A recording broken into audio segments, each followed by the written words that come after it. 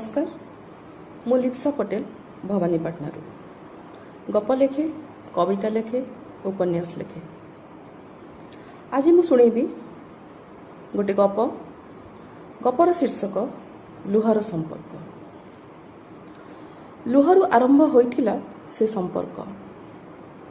नई बढ़ी आसी सामने गोटी गोटी करी सबु किछि हारी देउथिबा बेले सुकुनी पाइथिला बुधिया को।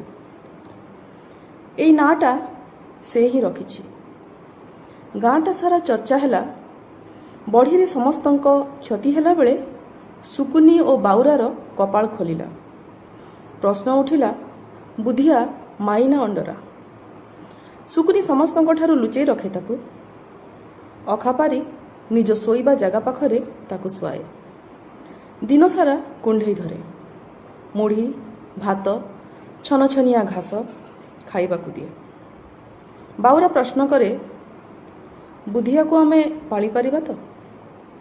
सुकुनी दृढ़ोत्तर रखे एते दिन को दियो देवता मो डाक शुणी मो कोल भर्ती करिसंती। हेउ पछके छेड़ी छुआ मुहरु माँ डाक तो शुभुछि। बाउरा हसे खूब हसे।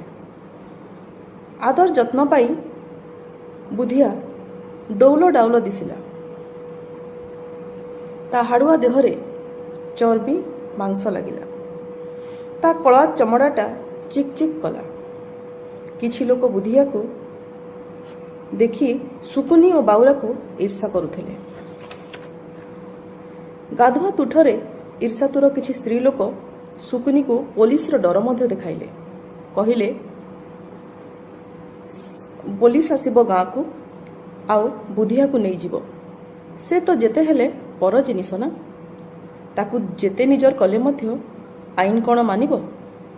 सुकुनी ठीक जानी पारे तांको मनोभाव। जेते बेଳ कथा सेते बेळे देखा जीवो। एटिकी कही से जागा छाड़ी चली आसे। घाटरू फेरिला बेले ता बुधिया पाई कौलिया घास डालपत्र एमती किछि किछि नहीं आसे सुकुनी। ता बेकरे घंटीटिए बांधिछि। घर सारा सुकुनी पछे पछे बुधिया बुलु थाए। आउ ता साथी रे से घंटीटा टिंग टिंग करू थाए। गाँ लोकंक हाव भाव ओ कथाबार्ता को ठौरई बाउरा प्रस्ताव दउछि बुधिया को बिक्री करदबा।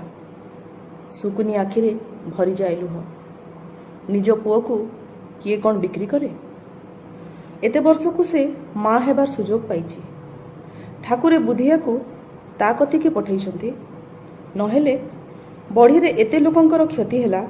सबु जिनस उजुड़ी गला। ता चाल को काहींकी आसिला बुधिया? नीरव रहे बाउरा। किंतु गाँ लोक किछि फंदी करिवे एकथा से जानिथिला। आसंता मासरे दशहरा। गाँ रे ठाकुराणी यात्रा हेबो। गाँ देहरी देहरे देवी विजे करिवे।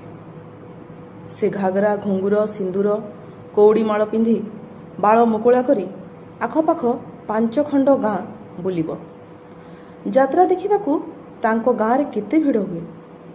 मात्र ए वर्ष केमिति खाँ खाँ लागुची। बात्यारे अधा धन जीवन गला। तापरे आसिला बढ़ी। एणु ग्रामदेवी पूजा विधि भल भावरे करिबा पई विचार हेउची। गोटे ग्रह शांति यज्ञ मध्य हब। गाँ सरपंच गोसेई ओ किछि बड़ बड़ुआ लोक सभा बसैले। सेठी विचार हैला एथर माँ को संतुष्ट करिबा पई बलि दिया जीव। आउ ए बलि दिया न गले दैवी दुर्विपाकरू मुक्ति मिलिबनी। समस्ते सेथिरे मुंड हलैले। गोसाई कहिले कालिया बोदा ही माँ को पाखरे बलि चढ़े। जोगाड़ करने पड़ो। बाउरा मध्य सभारे गोटे कोण को बसी थिला। सरपंच कानरे कहीं जड़े फिस फिस होई किछि कहीदेला ओ सरपंच डाक देले बाउरा ए बाउरा। थरीगला बाउरार छाती। तेबे एटा स्थिर हैला तुमे तुम कालिया बोदा को दान करिवो गाँर हित पाई।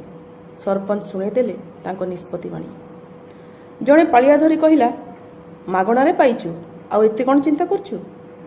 बाउरा मुहरु किछि शब्द बाहरी आसुथला। से ମୋ ପୁଅ।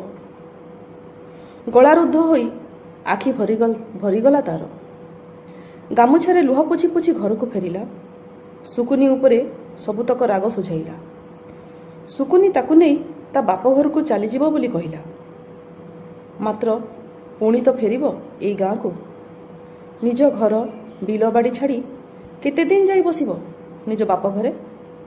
ଫେରିଲା ପରେ ଗାଁ ଲୋକ ନିଆଁ ପାଣି ବନ୍ଦ କରିଦେବେ।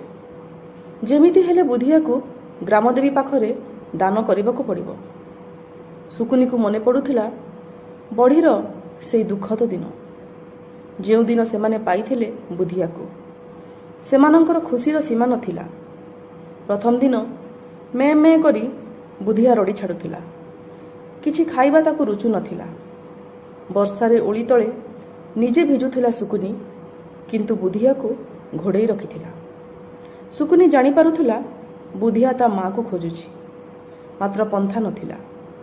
ସେ ହିଁ ନିଜ ବାତ୍ସଲ୍ୟ ଅଜାଡ଼ି ଦେଇଥିଲା ସେଇ ଛେଳି ଛୁଆଟି ଉପରେ। ଚାହୁଁ ଚାହୁଁ ଆସିଗଲା ନବମୀ ତିଥି। ପିଠରେ ବଳି ପଡ଼ିବ ବୁଧିଆ। ଦୁଃଖରେ ହତାଶରେ ଲୁହ ନିଗାଡ଼ି ଚାଲିଥିଲା ଶୁକୁନି। ଯଦିଓ ବାଉରା ତାକୁ ଦମ୍ଭ ଦେଉଥିଲା, କିନ୍ତୁ ଭିତରେ ଭିତରେ ସେ ବି କାନ୍ଦୁଥିଲା। ଓଳିତଳ ଖୁଣ୍ଟ ପାଖରେ ଲୁଗାକାନିକୁ ପାଟିରେ କାମୁଡ଼ି ମନର କୋହକୁ ଚାପି ଠିଆ ହୋଇଥିଲା ଶୁକୁନି।